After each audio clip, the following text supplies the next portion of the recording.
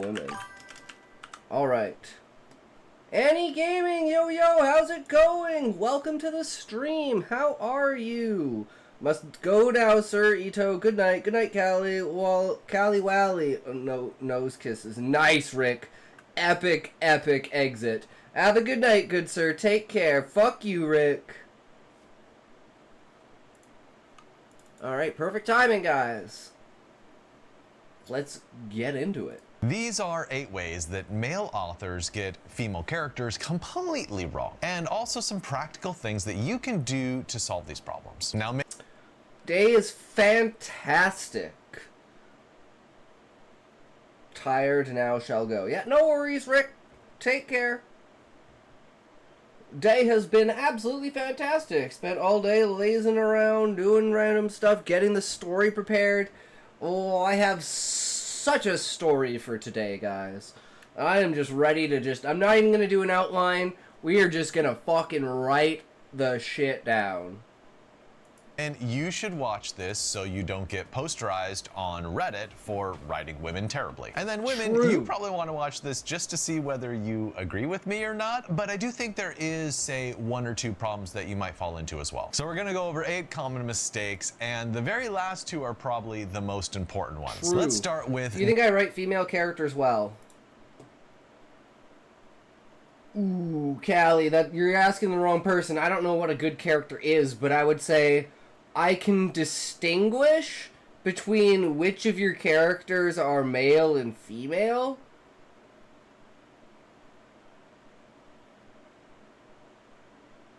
But I don't think I have a good enough grasp to actually have a good answer for that. Water. Do not leave your seat. Do not move. Oh, Annie. Do not go to the bathroom. Have another Annie. You thought you were helping, didn't you? You really thought you were helping! It's a trap! It's a fucking trap!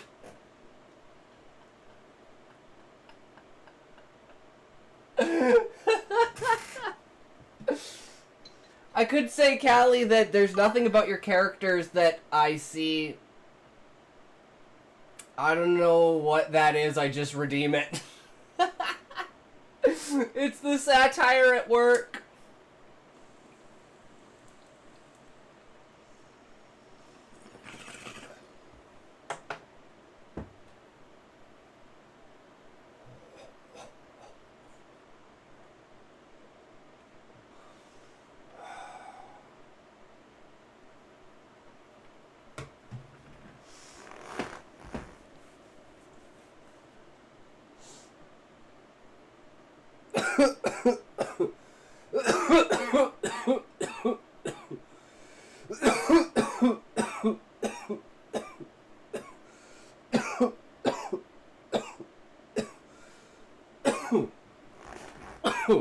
Got you tabbed. Apple Gaming. Hope you have an awesome stream today. Hell yeah, Cubano. Thank you, good sir. There you go. A little bit of the ab work there. Oh, gets you guys a little bit excited. Yeah, I'm fine. It's just a fat toke. It's just I just had a toke like less than 5 minutes ago. So having that second toke usually completely throws me over the line. Number 1, making women incapable. So Reese Witherspoon runs one of the biggest book clubs in the world, Reese's Book Club, and she argues that one of her least favorite lines of dialogue from female characters is, "What do we do now?" That's what happens when you smoke pot. Is it makes your female characters very passive. Now, is it the biggest problem in the world if this happens once? Well, I mean, no. I don't think any of your characters in your book are passive in any way, especially women characters. Like, your female characters seem to have a strength to them, unlike where Sean's female characters are clearly, like, above and beyond. Your female characters just feel on par, but separate from your male characters, right? Like, their motivations and their reasonings are different. Especially like with like Monica and Alexandra, right? And I'm guessing in some way Sombra, because I'm guessing she's also female, right? but what if most of your female characters do it? Or what if it happens across multiple books? Now, a good test to see whether you're making this mistake in your fiction is trying the Toriel test, which is from Lord of the Rings, specifically from The Hobbit. And this test simply asks, do you have a female character who is good at her job? Evangeline Lilly plays the woodland elf Toriel in the movies, and she is... Well, that's kind of like Hildebrandt, right? With Hildebrandt, she is an adventurer, but because of like the adventure world kind of falling apart, she doesn't want anything to do with adventuring other than her main gift that she considers, which is crafting. So she's like, instead of being like a field crafter, I'm gonna go back to the tree and I'm just gonna be a main crafter. And then, you know, Garuda happens and she gets kicked out of the tree and then she doesn't know what to do. And the whole reason for trying to find a Thomas is almost a personal goal on Husai to, like, give spirits to Hildebrandt so she can go back to doing her craft. And she is an amazing crafter, and she is inert material given consciousness through her makeup, I guess.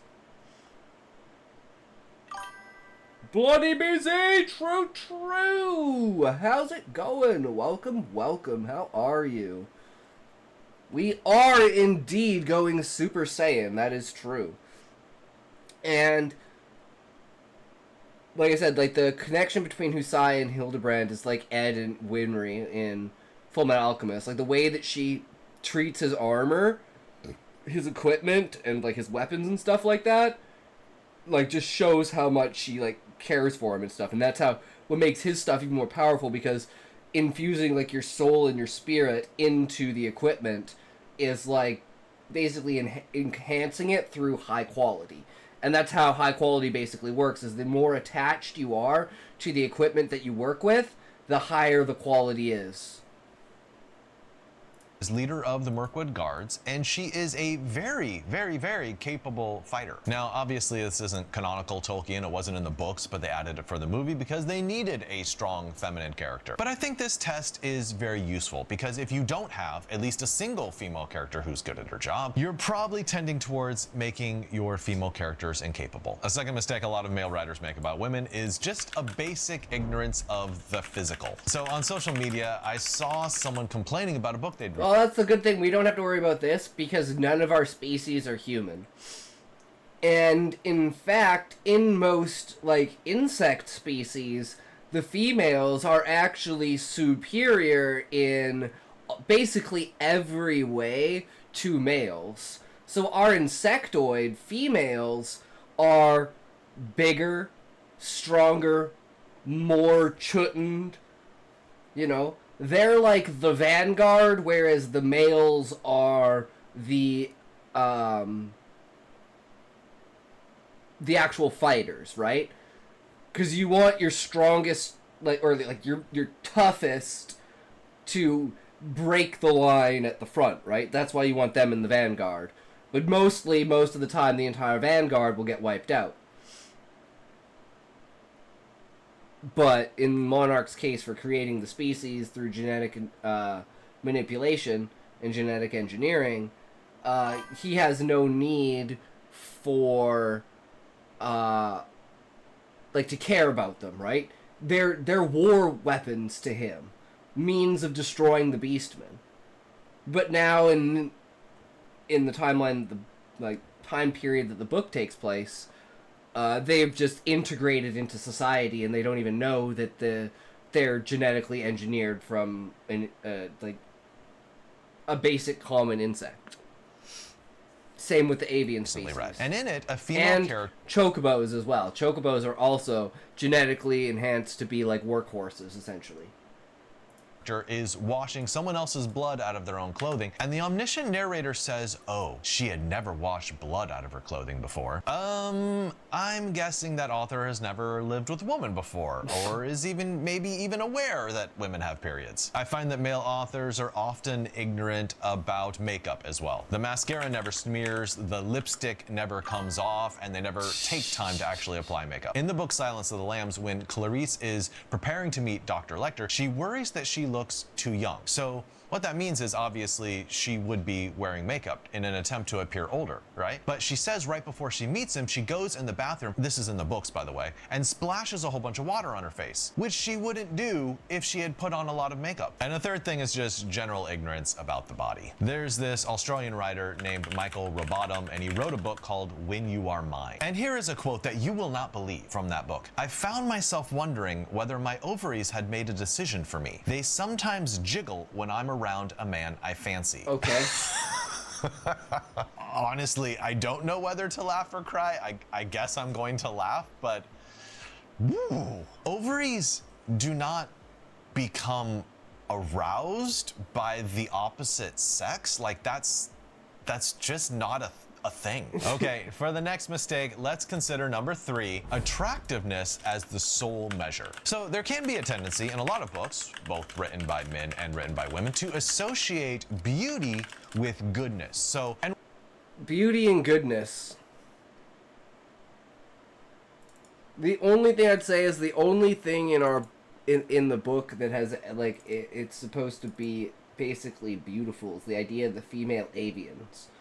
Because the female insectoids, there's no physical female features to it.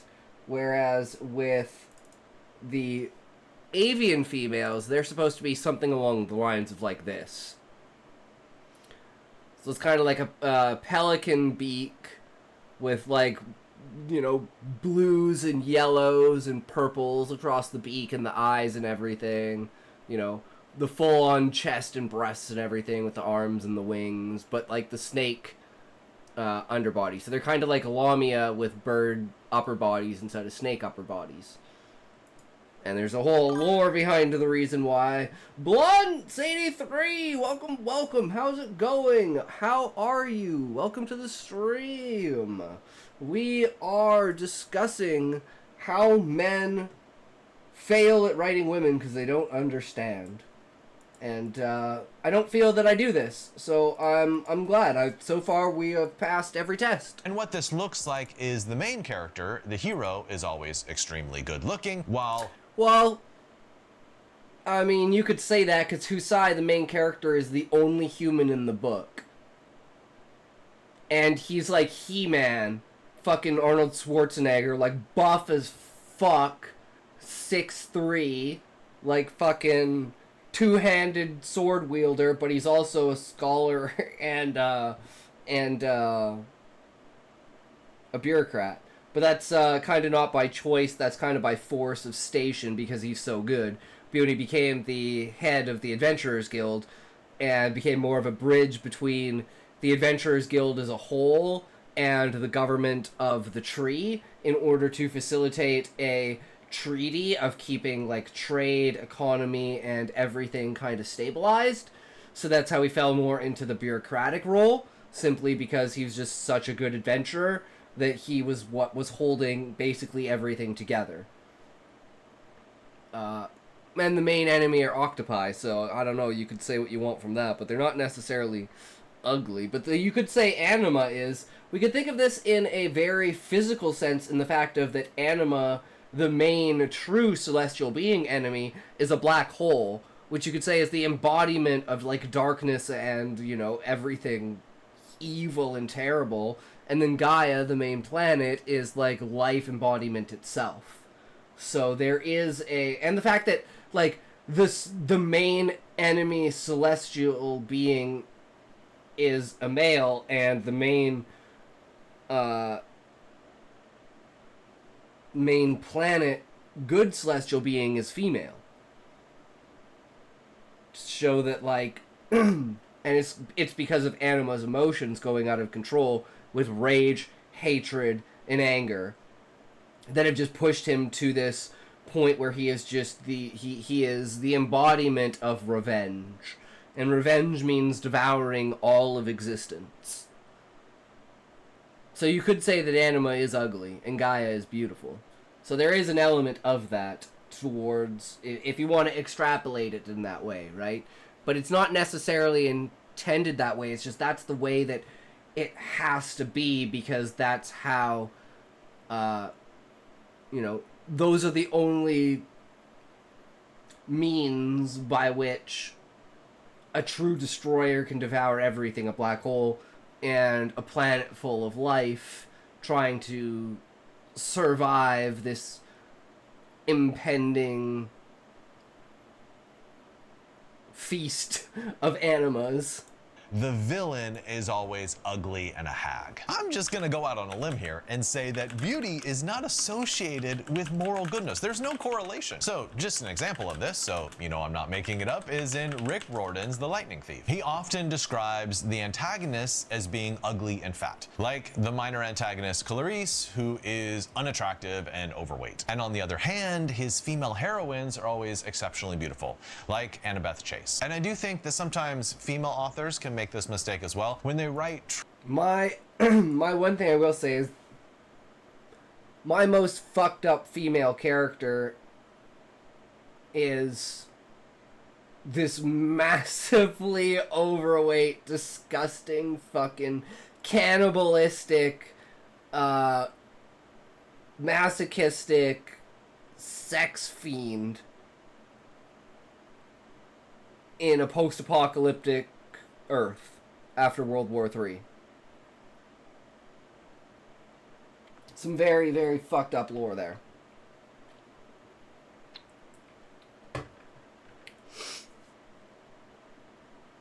But she is the main character of her own story. And it's kind of like, the villains are the heroes of their own story. That's kind of what she is. It's the entire story about the villain, but from her perspective, essentially, or her pet's perspective in this case, about how magnificent and majestic and amazing she is because of her stature. Because he, just likes bigger chicks and shit, right? Tropes like the smart but ugly sister versus the beautiful but dumb sister. Or sometimes a sneaky way to prioritize beauty above all else is when you describe a certain character as being past their prime. Like, at any point in time, if you're trying to make an ugly character, I don't understand why someone would make an ugly character unless it's plot driven. Like, this character was in an accident, something happened to them, they were born with a deformity, or the character is like scarred in some way. But it's like just naturally ugly characters, I'm just like, I don't know, I don't feel throwing it in there is really meaningful. I think if you're going to do that, there should be more reason behind it. Otherwise, I feel it's very shallow and, I have to throw this one contrasting character in that's ugly just for, whatever reason. To make, just make it so all my characters aren't. Whatever. Most of the time, I don't even focus on what, you couldn't even, if you describe my characters, you probably wouldn't even think they're attractive because there's nothing about them that, really gives off anything, because it's more about the story than it is about the characters. But the less that you give information about the character appearance, the more it gives the reader the ability to build their own image of it. And I think that's a more powerful way to create a connection, is to allow the reader the ability to create their own image and still allow that to flow with the story. And they never get stumbled up in the specifics of what the character looks like, and they can mold their own character in their head. Like, this character used to be beautiful 10 or 20 years ago. I don't think that's a good way to describe someone. What you're really saying is the most important part about this female character is their sex appeal. Yeah. And guess what? they don't have it anymore. However, if I'm wrong about this, you can roast me in the comments. I am fine with having a debate on this. Depends on if you're writing smut. I'd say that film and TV has exacerbated this problem. Most shows, everyone is just absolutely gorgeous. Which is why it's really refreshing when you see a character who looks just normal. In the show The Perfect Couple, starring Nicole Kidman, there is a detective in that show. She is played by Donna Lim Champlin, and she is just very normal looking. She's decidedly not pretty. She definitely wasn't cast for her looks, but she looks like the type of actress who would actually be a small town detective. And guess what? She is an absolutely fantastic actress, probably my favorite character in the whole show. And it's just refreshing to see a female lead that isn't dependent upon her beauty to carry her. The next mistake is crucial to avoid. Number 4, lack of story involvement. So here's a question for you. Do your female characters affect the plot, or are they just serving sort of I mean, let's look at Linda for Chiral Clones, right? She's the one who's driving the plot because she's the spy in the background, doing all the work to make sure that, you know, whatever's going on isn't uncovered, right? She's under, like, government NDA, basically, to research this disease. And then finding out that it's not a disease, or it can't be a disease, or a virus, or anything like that. And having the full extent of experimenting on Hector gives her the, you know, overall intelligence end of it, right? Like, she's super smart, she knows what's going on, she has a really rough fucking background kind of idea, and the fact that, like, she's not even in her natural born country, right? Because she's supposed to be Chinese working with the Americans, right? So, and due to what happened, she was basically, like, taken as a refugee from China so she wouldn't be killed by the Chinese government. And now she's a U.S. asset because of her ability and, like, intellect and perspective on genetic engineering and biology and chemistry. As prop pieces for your male characters. Now, a great test to determine this is the Mako-Mori test, which comes from the movie Pacific Rim. And it simply asks, do you have a female character who has an independent story arc that doesn't just support the male story arcs? Now, Mako-Mori inside the movie actually is a great example of this. She survives an attack as a child, but then loses her parents, seeks revenge, and wants validation from her adopted father, Pentecost. She is definitely not a sidekick character. She is a standalone character in her own right. Now, if you want to book... That's kind of like the Warriors of Light, because 2 of the Warriors of Light are also females.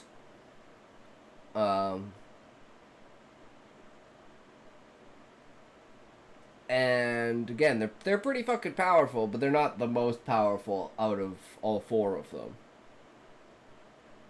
But they're in the middle, because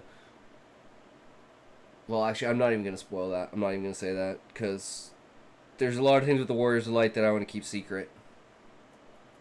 So you don't know, so you can't, like, pick them out of the group, right? I've laid a hint trap for you guys with one of them. But the rest of them, it's like, oh, that when the reveal comes at that moment, it's going to be like, even if you knew from hearing me talk about the character, you still wouldn't, you wouldn't get it. Once the reveal came, it would still be a surprise to you. You'd be like, you'd think you knew, but you didn't.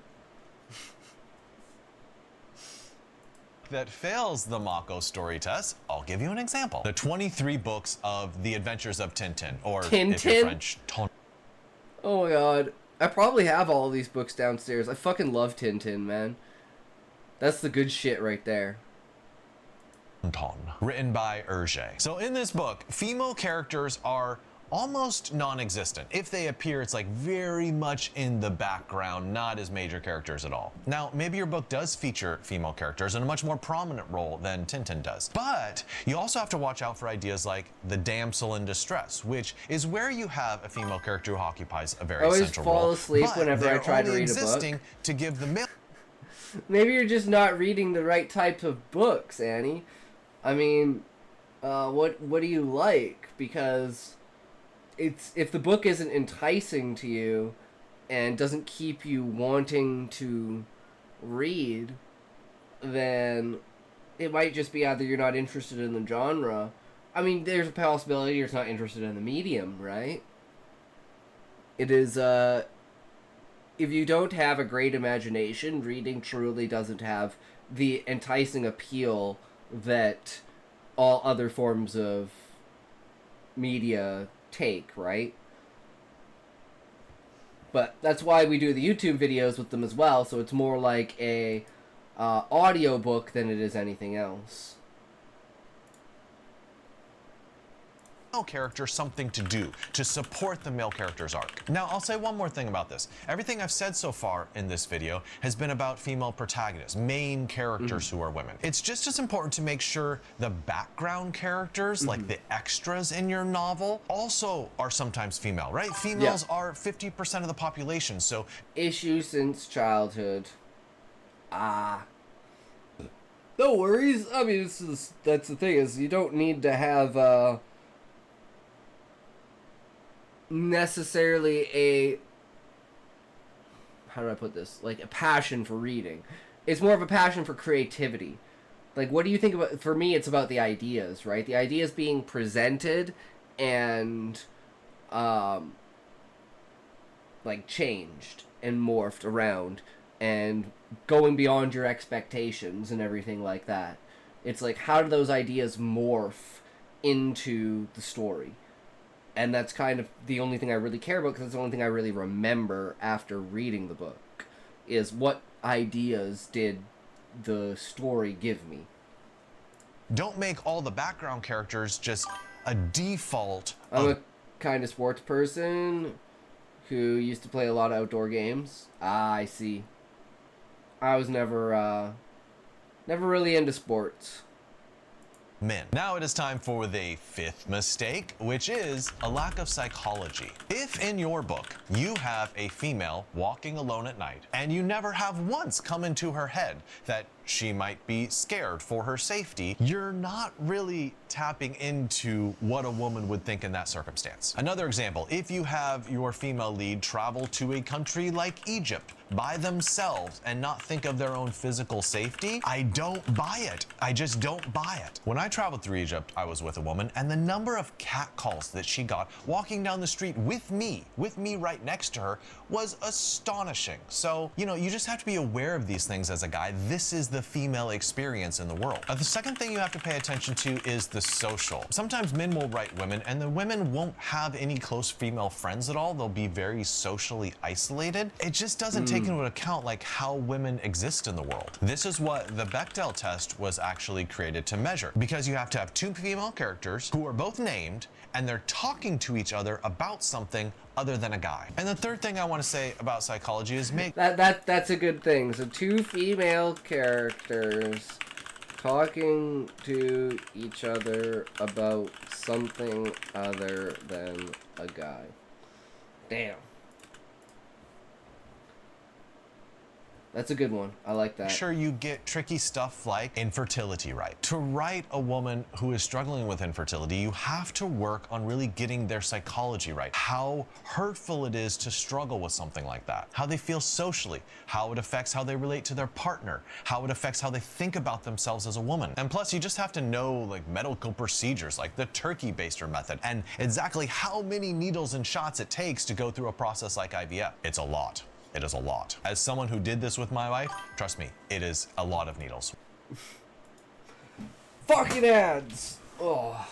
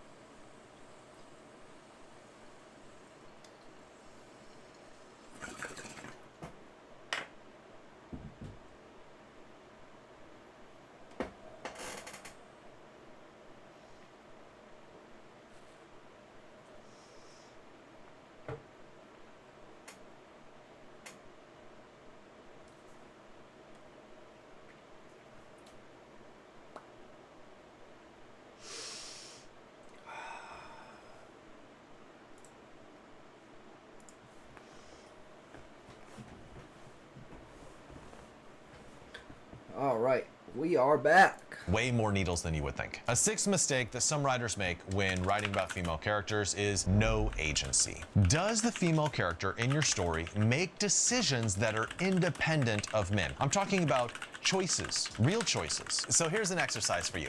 I want you to choose one of your female characters and list every decision that they make in your book. But these decisions, they have to affect the plot in some way. They have to be decisions of consequence. And also, romantic decisions about men don't count.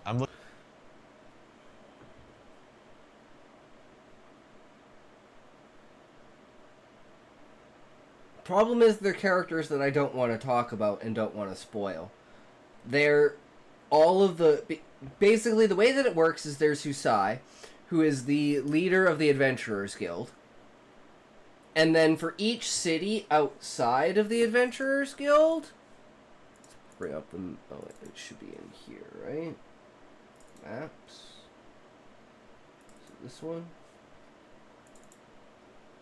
Yeah, so if Ixion's the tree and it's right here, Ifrit's on the outside. So Husai is the leader of the guild overall. He's like the headmaster. And then each city has their own overseeing leader. And each one of the cities, each one of the leaders is an old member, or a member of Husai's old party before Troubadours.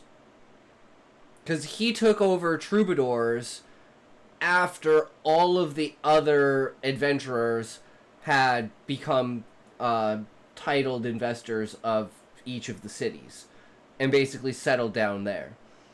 And then he joined Troubadours at that time, who were the best candidates for the 100-year quest. And then he had the decision of training them to go on the 100-year quest and go with them, or stay behind and be the headmaster of the guild. And he chose to put his trust in Aetharg in order to lead the Troubadours into the 100-year quest, so he didn't go. And as always, no one returned from the quest. Until Husai sees the recording at the very beginning of the book, the inciting incident, when he sees the Compril and he sees the death of Torg by his own hands, essentially. And he's like, hey, that's not me, I didn't do that, what the fuck is going on? And then that kind of incites the entirety of the story. But each one of these places has a character, and I don't want to really talk about those characters because they're super, super important to the story. The only one we really talk about is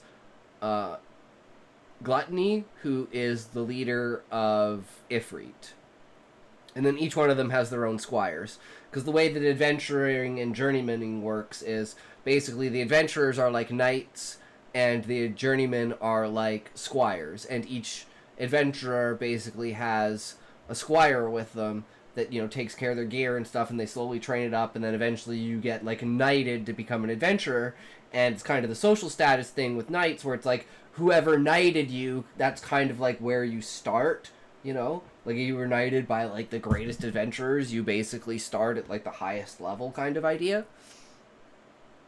So, knowing people and, like, you know, getting into famous parties and alliances and clans and stuff like that is, like, super, super important. Looking for other types of decisions. Now, a test to see whether you're doing well in this category is the sexy leg lamp test. This got its name from the sexy leg lamp in The Christmas Story, and it basically asks, can your female character be replaced with a sexy leg lamp, and it won't make a difference in your story at all. Applying a test like that to your fiction, make sure you don't have like a strong female character that's maybe action-oriented or just physically strong or something, but they don't make any decisions that actually affect the plot. A seventh mistake that I feel is very common is just thinking in the regards of orders of command. So the way that the book is presented is almost like a video game in like a Fire Emblem aspect, where you have Husai, who is like the commander of all of the units. The rest of the party is like each of the units, and Husai has the overall kind of idea of how the battle and strategy is going to go out. And then there's the level underneath him, which is Varius, who's actually initiating like moment by moment like commands as things kind of like mess up from the main plan. Because Husai's main thing is like he thinks really deeply and strategically about things, and he tries to account for everything, but when something goes wrong, it takes him a while to reorient the plan. So in the meantime, he has Varius send out immediate orders, and then once he figures everything out, he can correct what's going on. And then from there, there's a third character, which is just like at the front, that's initiating the orders on behalf of Varius, because Varius is usually in the back line with the supports, because he's a bard. And you have someone in the front line with the tanks as well, issuing commands there. And one would be like a defensive line, and one would be an offensive line. And then you'd have Husai like on the outside, right? And then each character would be able to have their own independent movements in between the entire strategic level. Because we want to make the characters feel alive, so we want them to make mistakes, we want them to fuck up the plan, and that's where like Varius and other characters come in order to kind of reorient when things get kind of tilted.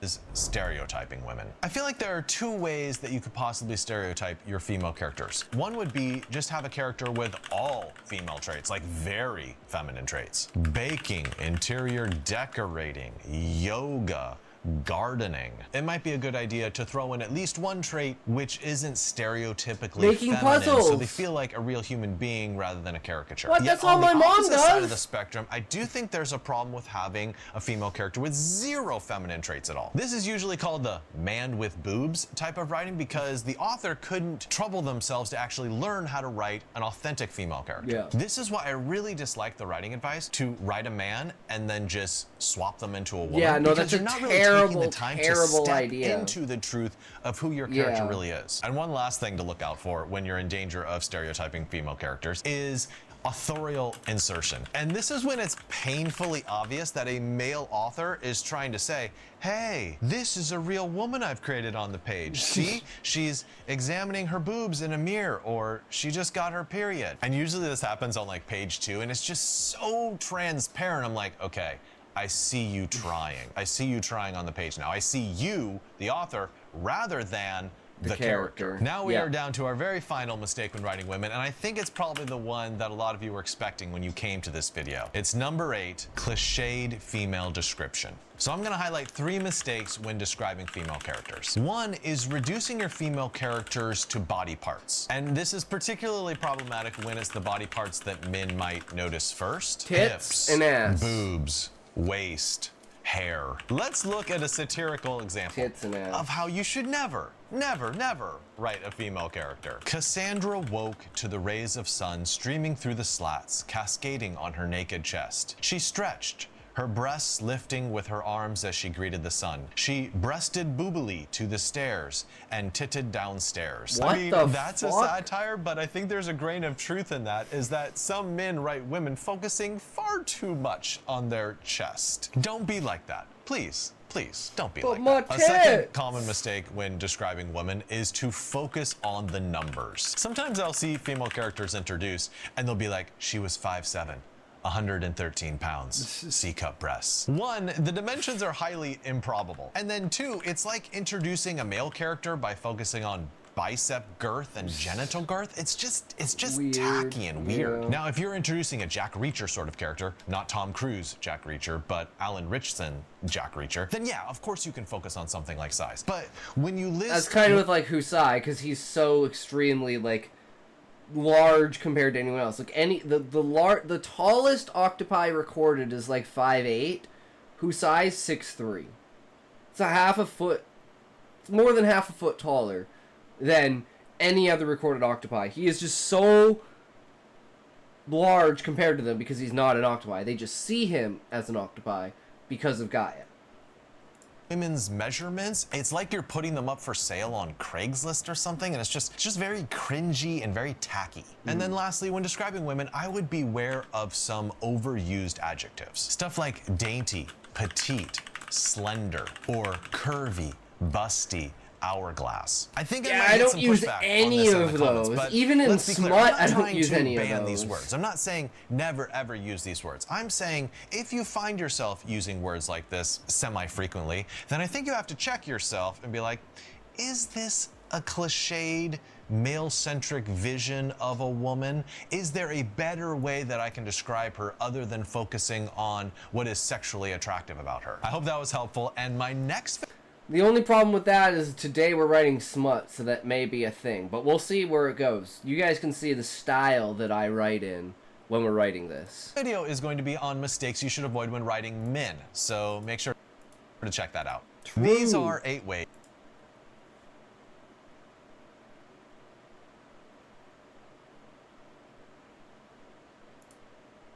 Alright, well, that is another Bookfox video, guys. Give him a like, a view, a subscribe, you know, head on over there and give him some love. He is our main source of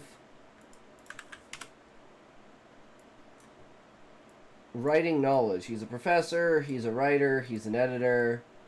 Makes some great videos.